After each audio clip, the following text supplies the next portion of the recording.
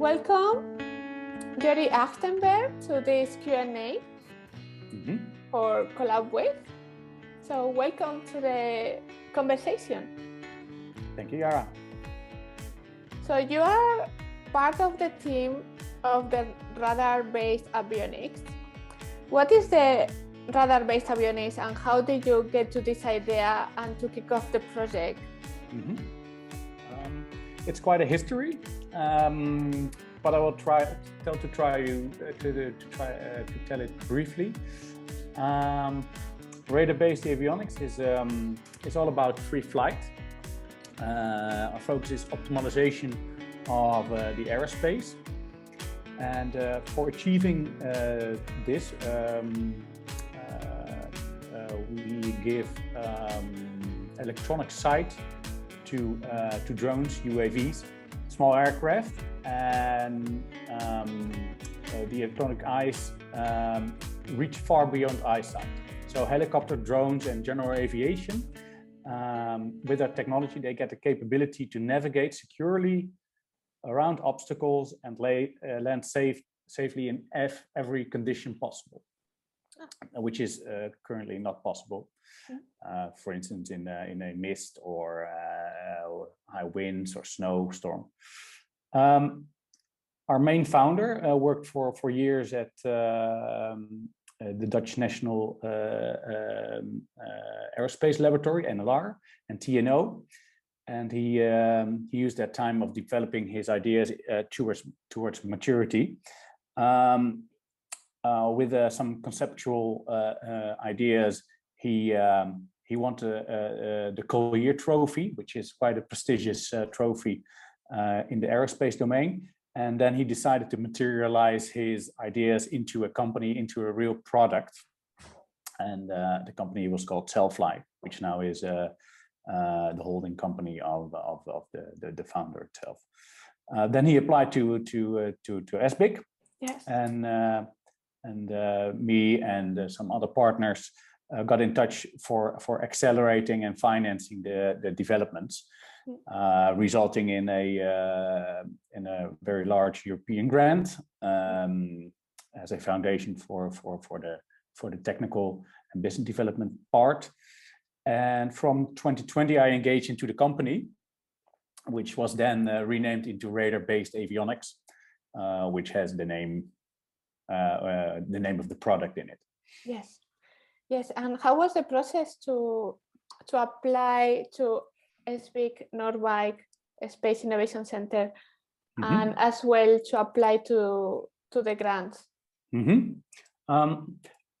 To be honest, the application of to SBIC Noordwijk was a little bit before my time. Okay. But I know from his experience that he learned major things about being an entrepreneur, being a founder of a business. He came from a knowledge institution, so he needed to turn himself into a deep tech business owner, which is quite a transformation. It's completely different. It's like a transformation into itself.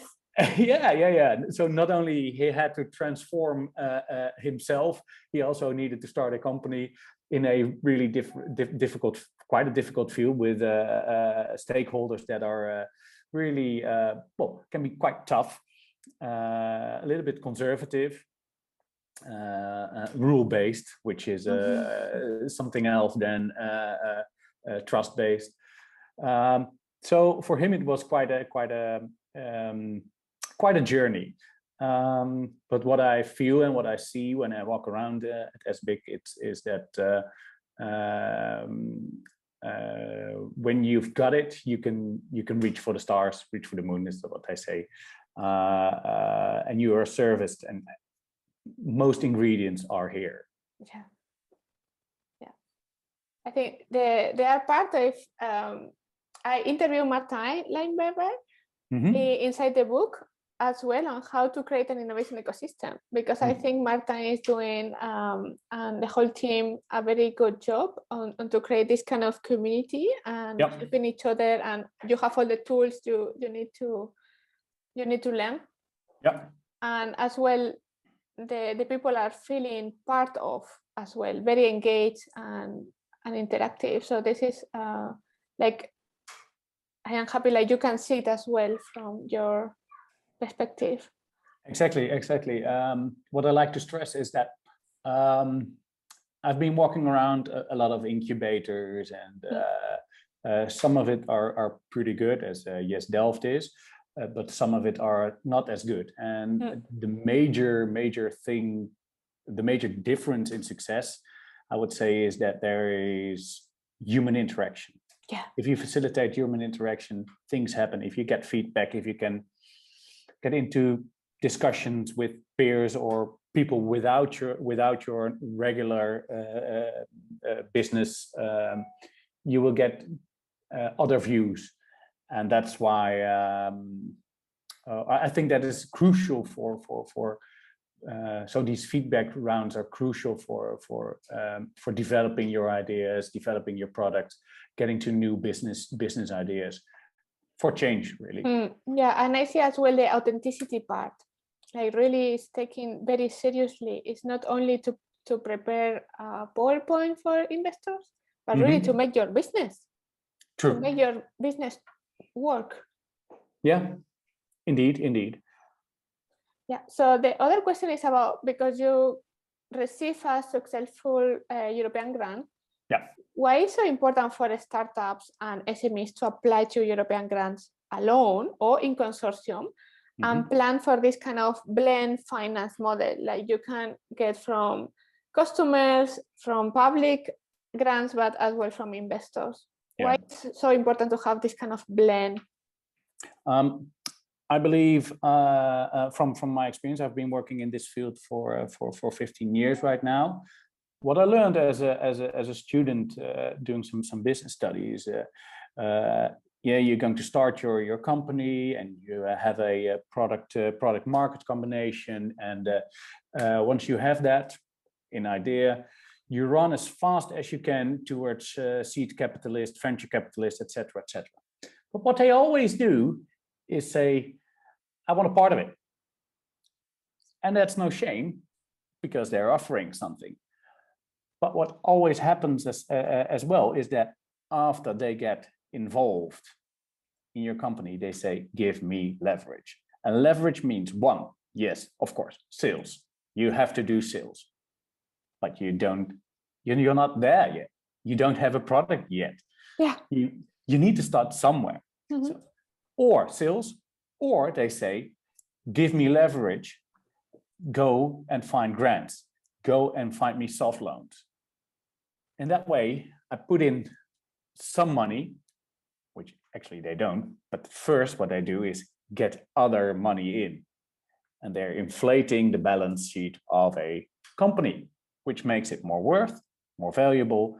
So in that way, their share is increased in price.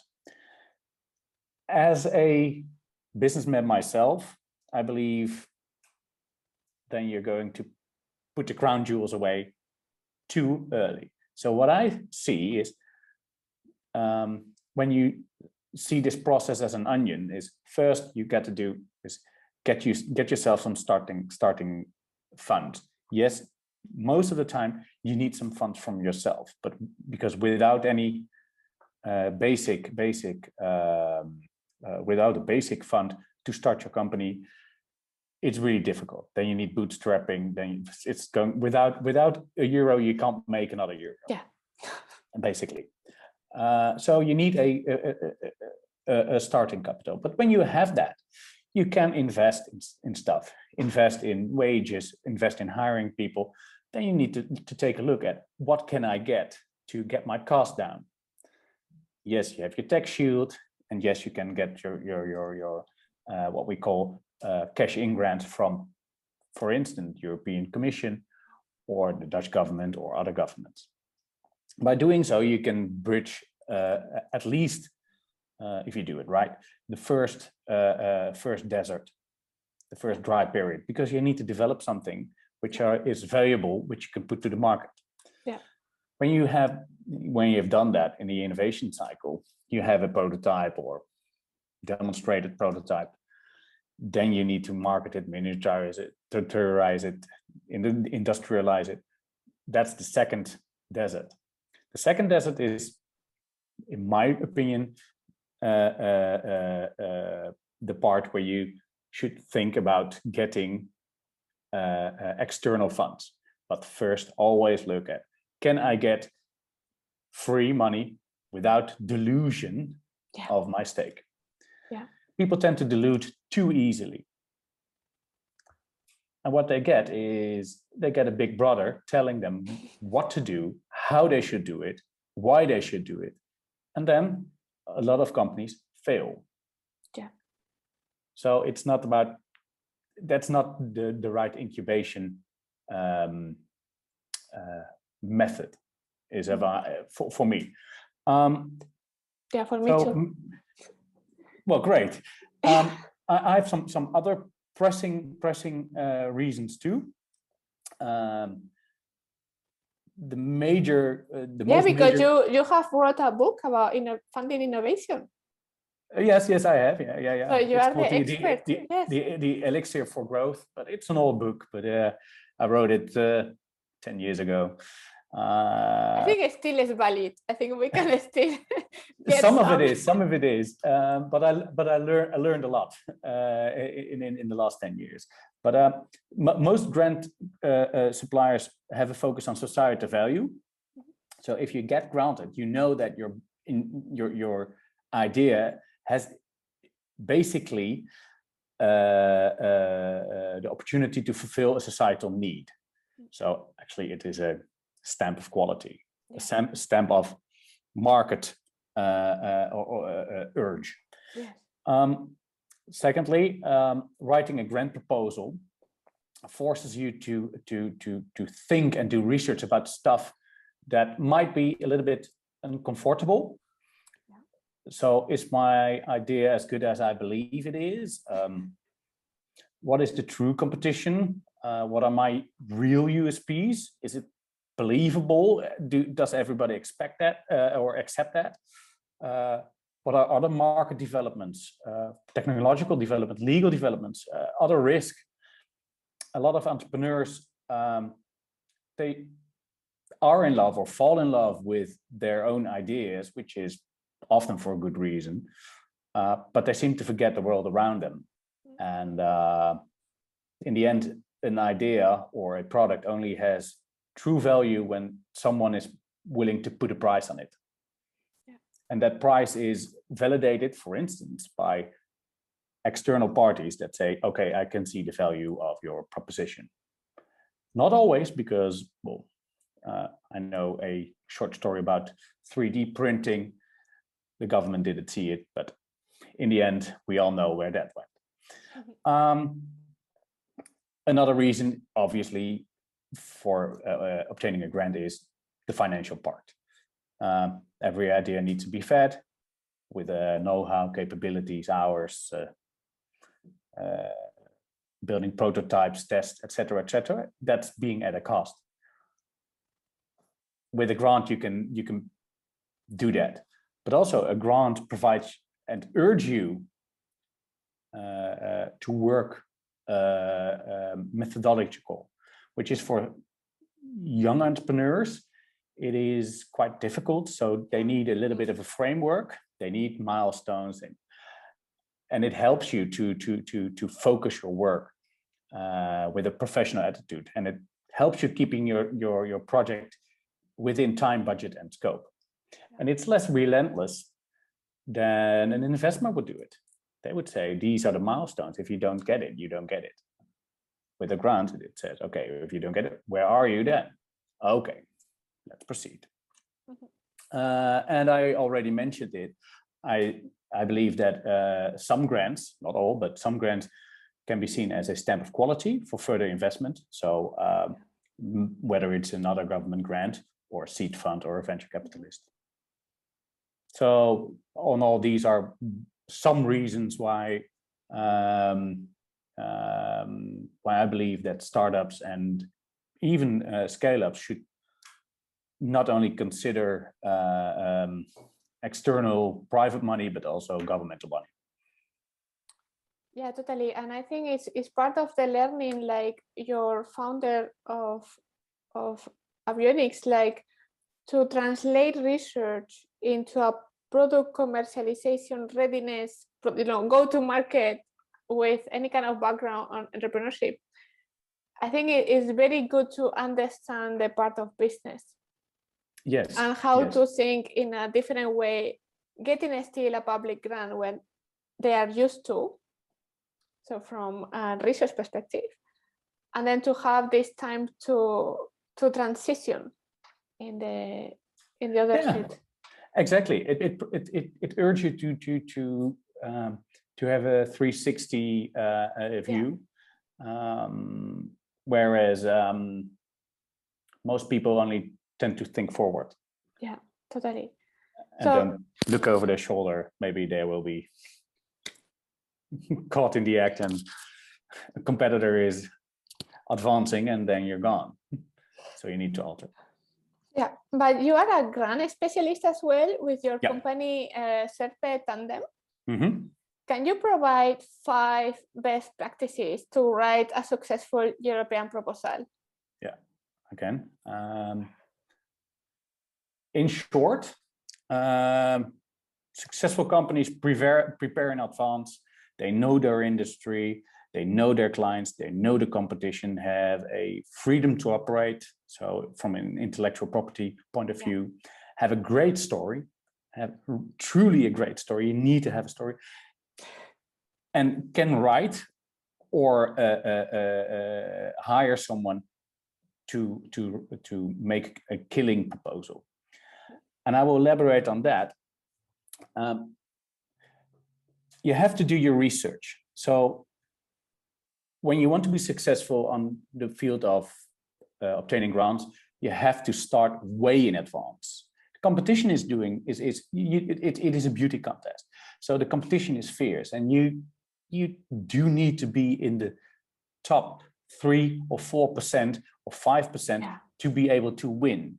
And if you don't do your research, if you don't do your work well in advance, you're not going to have a medal, and then you can say, well, I'm the runner-up, I'm number 4, which is great, but you don't have a medal. It's worth nothing. You only have a good piece of paper. It can help you in the end with once again methodological way of working to proceed, but you don't have the funds. So a good proposal can cost months of preparation, and you need in advance check, for instance, your technology readiness levels, business readiness levels, and they're fit with the instrument. With the strategy, what they are asking for.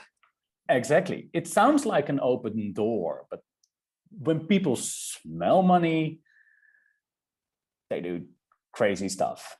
And I rather not write a proposal than write a failing proposal, because, well, it has no true value. Second, I believe what people tend to do is write their story first. So we are awesome because we cure cancer on babies, for instance. Great story. But what you really need to do is to start with the roles, activities, work packages, funds, how much is needed, why it's needed, when it's needed. So making it solid. When you do that, you can build a coherent story. What I see a lot of times is that people have a great story with an incoherent piece of work, which they propose, and then you get kicked out. Then you lose. So start with the work, and especially when you work in a consortium, start with the most difficult part, the budget. What I often see is that really good proposals are not filed because the budget is being dealt with at the last day of the deadline. People shove it to the future, and you shouldn't. When you've done that, everybody has skin in the game, everybody sees what's in it, and then you can move forward. So get away the first and the most important hiccups before you go put a lot of time in writing, doing research, doing your business outlook. First, the activities. Third, you get letters of support, or even better, letters of intent. So stating that if your proposition or product reaches XYZ, a certain milestone, a company will be able to buy it for this and this price. We have the intention to do so. With doing so, you create ambassadors with a relevant stature. And people are really, really sensitive towards that, especially people who are checking your application. Related to that, successful projects often create an advisory group or advisory board around them with a sector specialist or people with a certain stature, but also really specific specialists. Why is this important? If you have people around you who don't tell you the truth, don't tell you about your mistakes, don't tell you about alternative, you will fail. Yeah. So you need people to tell you the truth instead of what you want to hear. Mm-hmm. Lastly, of this part, no, I have one left. When you're granted, you focus on delivery. Nobody's interested in research for the research, large poulard. Nobody's interested. Make it count. Make a product or service that has value to the market, has value to you, to be able to proceed with your company, proceed in life. A project is just a project with a head and a tail, and it's nice, but it doesn't bring you anything when you have no spillover effects in the end. Mm-hmm.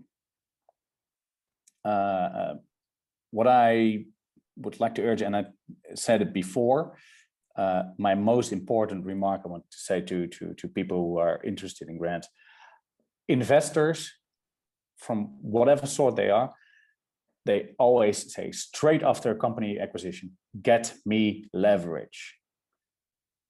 If you don't do it yourself before, they will, and you'll be left with a company or a price that is not optimal. Yeah, that's super interesting to see the importance of blending finance and starting with bootstrapping, then public grants, and then at the end, at the later stages, the investment, private investment. Yeah, exactly. For your own benefit. It is for your own benefit. So you're nearly on the market, or you need upscaling, and then you need the funding. Yeah. And then it's more easy and to get favorable conditions, because what I've seen a lot is that seed investors say, well, I want 40% and you get 100 grand or whatever. And it seems nice. Oh, I've got 100K working capital. But with one or two setbacks, it's gone. Yeah. And you'll be left with a parrot on your shoulder who's telling you what to do. It's impossible to work. Mm-hmm. So Joeri, thank you very much, and see you, I think, next week in the barbecue of SBIC. Yes. I'm looking forward to that. Yeah.